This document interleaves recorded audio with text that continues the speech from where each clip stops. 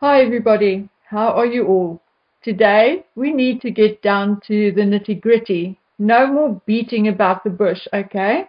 Before I get to the royals and the Harkles, something else. Every now and then I get a rush of abuse. Then it is quiet for a month or two or three, and suddenly for a week or so I get the same shit. And when I say the same shit, I actually mean the same shit. It is always a play on me being a white South African, always wishing me death or something else at the hands of black people. Well, here is a news flash for all of you. I do not fear people of color in my country. I treat all people with respect and generally treat people the way they treat me, regardless of color, gender, politics, or religion. I just don't care. As for Juju, or then Julius Malema of the EFF, it is a pity he made his party blacks only, because lately there had been a lot I agree with him on. I don't know who this person is, but I suspect she is South African or ex-South African, seeing that she knows Mr. Malema's nickname is Juju. But your ignorance, my dear Alexandra, is astounding. Mr. Malema has long ago announced that him and his party has no desire to chase all the whites into the ocean. So you are way behind the times, Alexandra. All the others who have wished death upon me by horrific means or torture, there's a saying, be careful how you treat people. What you do to others or wish upon others has a funny way of coming back to you. And that is all I have to say about that. It appears somewhat of a coordinated attack because I honestly have it better than many other YouTubers and seldom get attacked. But when I do, it's all the same kind of thing, similar or worse than the one on the screen. The timing of the attacks always comes after an event Meghan Markle attended, or when I have been particularly complimentary of Catherine, or when I have been critical of King Charles III. So I think these attacks are from two specific groups. A small faction of the paid sugars, maybe 3 or 5 of them, and a group of Charles's sycophants. In a way, it is becoming rather funny because the two groups have very distinct things they say to me. The sugars always wish some kind of torture or death upon me, perpetrated upon me by the black people of South Africa, which is highly unlikely to happen. And the other group, the Charles sycophants, always use words like hate or negative or things like that in their sentences.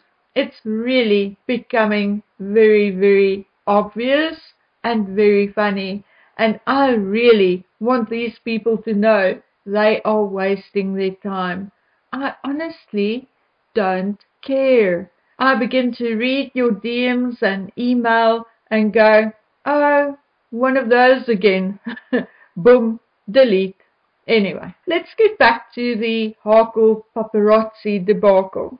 It's darn amazing how the stories have changed in only a few hours. How certain people said one thing after the initial story broke and now saying something else.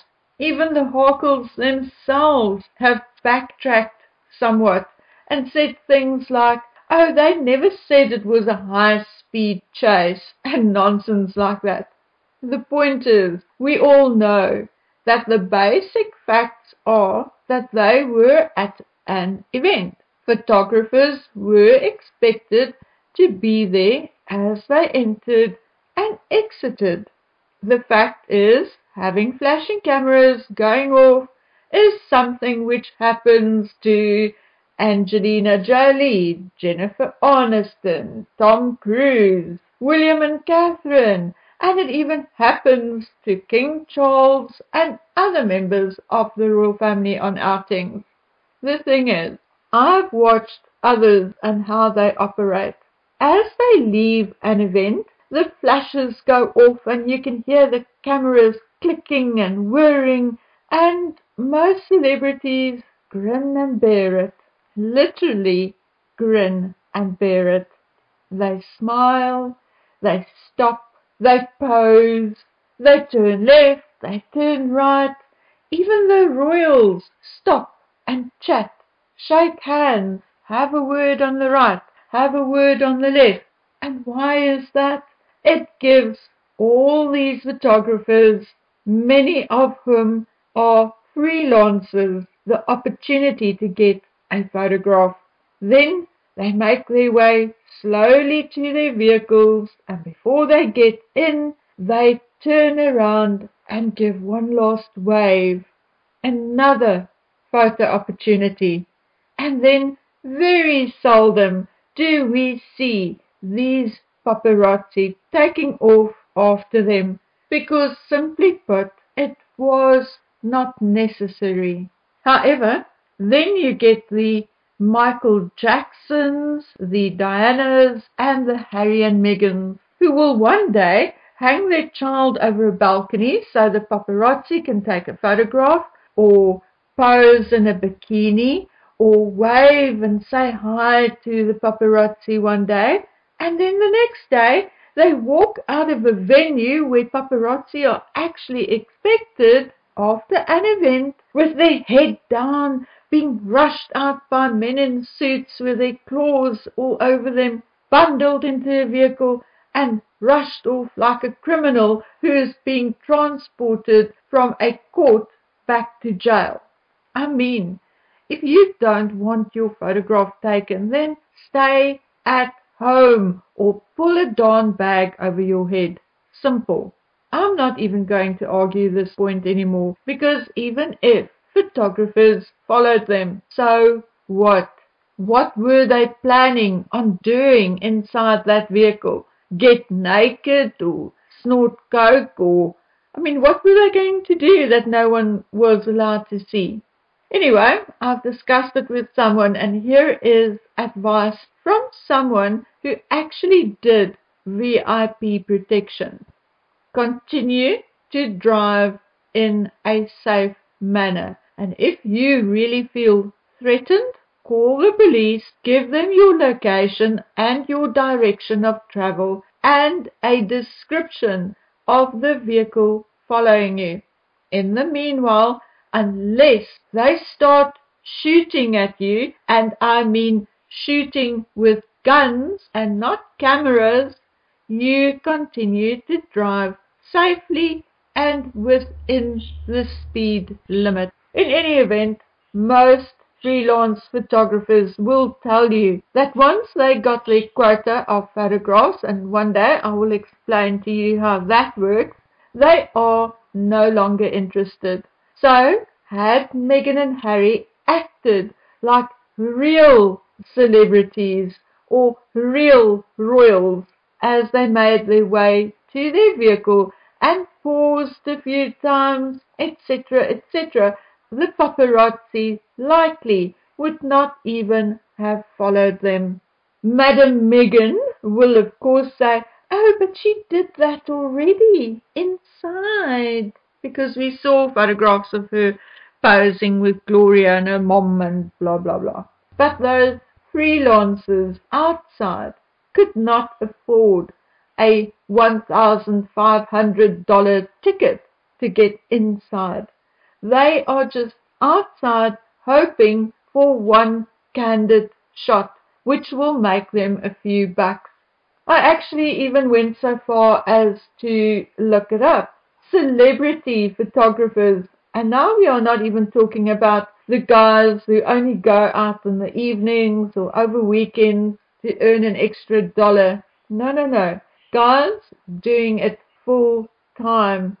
earn about, on average, $3,500 per month, and these freelancers have their own expenses like bus or train tickets or petrol. It's the middleman or the agent who makes the big money. Anyway, back to Harry and Meghan. No matter which version of the story contains the most truth, the fact is that they exaggerated the incident. In other words, they lied. Because whether you twist the story, exaggerate the story, or spin a complete fabrication, it is still lying. Now, how much more of Meghan's lies can or will be tolerated? We just went through the Ms. Foundation Awards and the debacle that followed, but on the 23rd of May, we'll have Meghan out parading herself once again at the Gracie Gala at the Beverly Wilshire Hotel, where she will receive yet another award from the Alliance for Women in Media Foundation. And that, my dear friends, is where the problem lies. So what if Meghan has fans and supporters? That is just fine and dandy.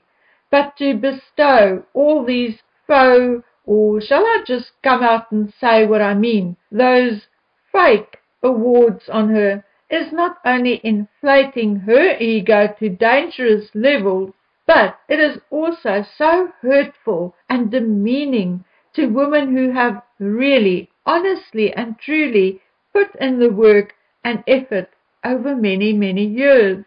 I think there are many women who, when they sit down and really think about it, must feel a little demoralized or disheartened seeing Meghan scoring award after award for the absolute minimum of effort.